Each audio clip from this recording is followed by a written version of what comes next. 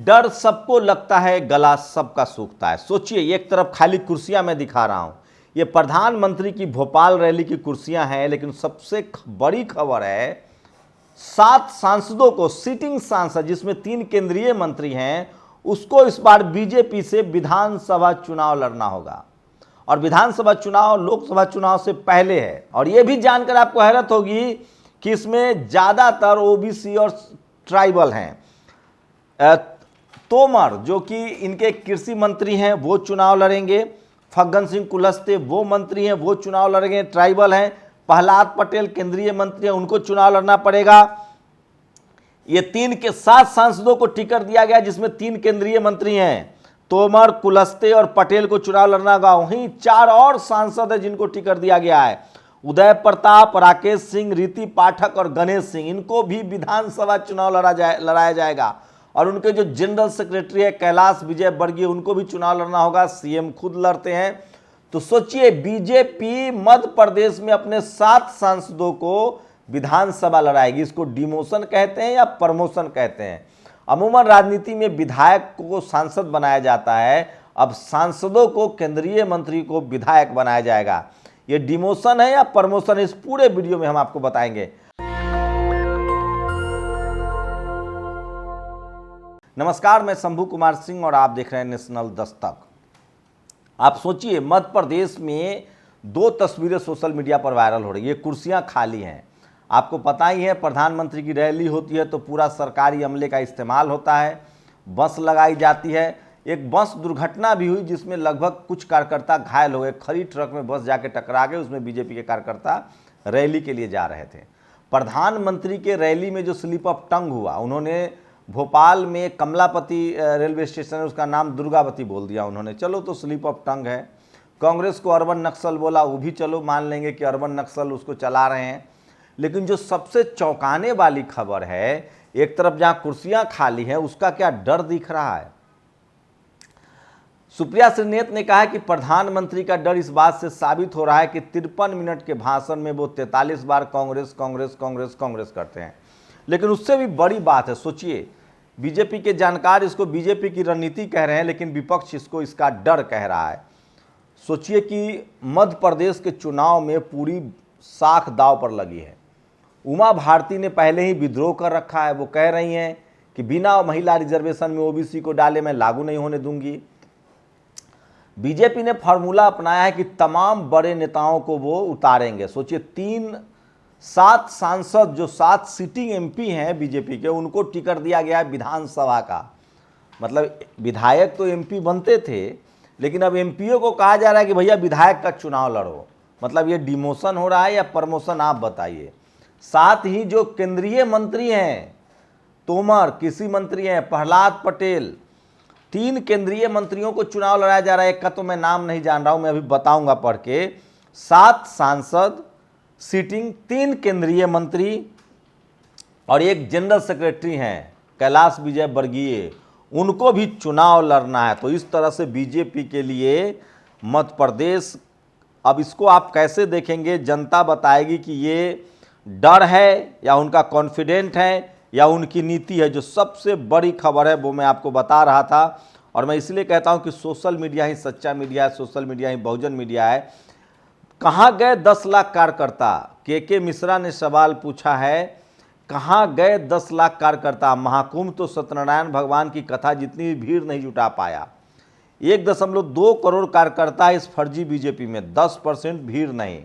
जन आशीर्वाद पाने के लिए पीले चावल बांटे, 10,000 बसें, इतने ही 4 पहिया वाहन, 2 ट्रेनें, 678 रथ, 50 मंच, 10,880 किलोमीटर की यात्रा, 4 अन्य प्रदेशों के सीएम, 3 डिप्टी सीएम, 17 केंद्रीय मंत्री, 223 विधानसभा क्षेत्रों के कद्दावर विधायक, मयूर ट्रेडर्स को खाने का ठेका, 50% कमीशन में कितनों को दिया गया होगा, यह आरोप लग रहा है।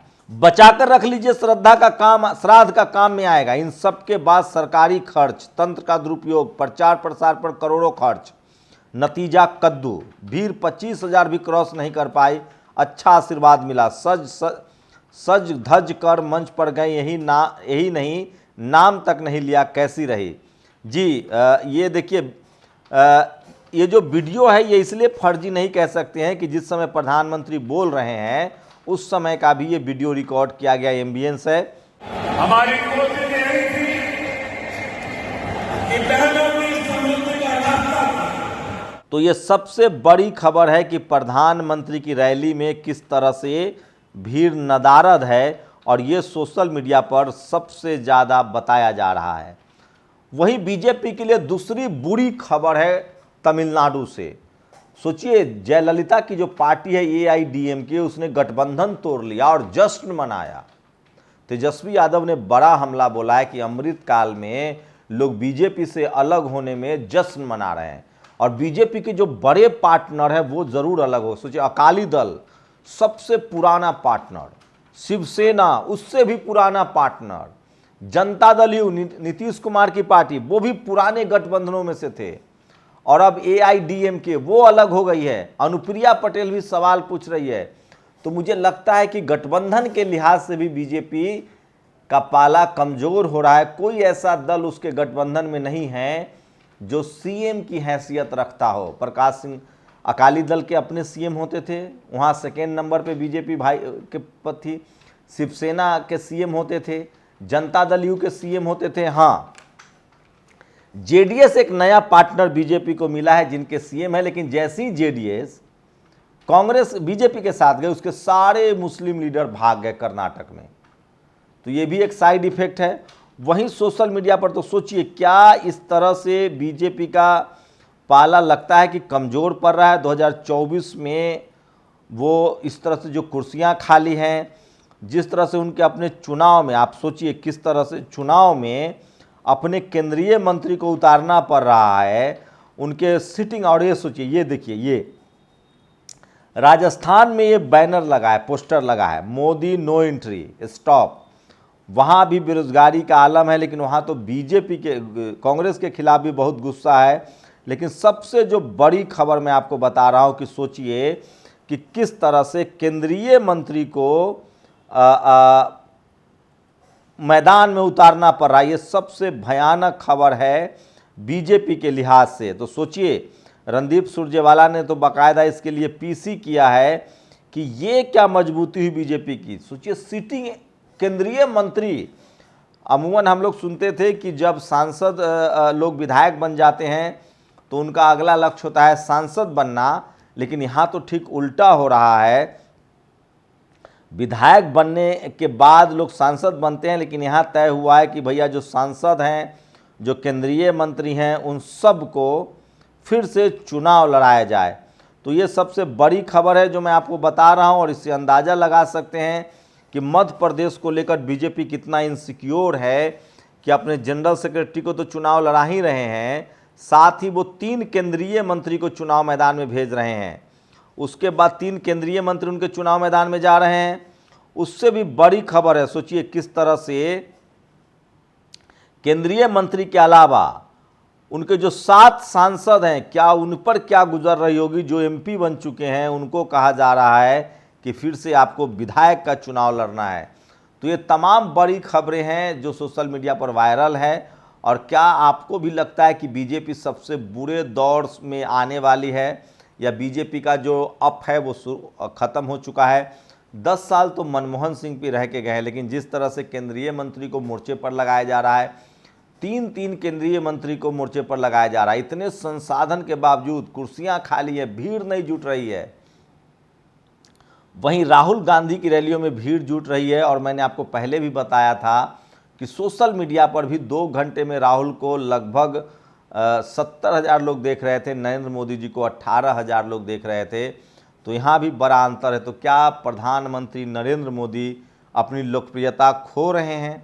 महंगाई, बेरोजगारी, ये सब उन पर हावी हो रहा है और टीवी अखबार के लाख कोशिशों के बावजूद जनता कनेक्ट नहीं कर पा रही है। ये सबसे बड़ा सवाल है। आखिर कोई पार्टी अपने 7 सिटिंग सांसदों को चुनाव मैदान में उतार दे, 3 केंद्रीय मंत्री को चुनाव में उतार दे, इसका क्या मतलब है? ये वो तमाम सवाल है जो लोग सवाल कर रहे हैं, पूछ रहे हैं। आपकी क्या प्रतिक्रिया? अपनी प्रतिक्रिया जरूर दीजिए। शुक्रिया। नेशनल दस्तक की आपसे गुजारिश है कि अगर इसको बचाना चाहते हैं तो नेशनल दस्तक को सब्सक्राइब करने के लिए रेड कलर के सब्सक्राइब बटन को दबाएं, फिर बेल आइकन की घंटी दबाएं। नेशनल दस्तक को बचाने के लिए बहुत जरूरी है कि हर खबर को शेयर करें, लाइक करें, कमेंट जरूर करें।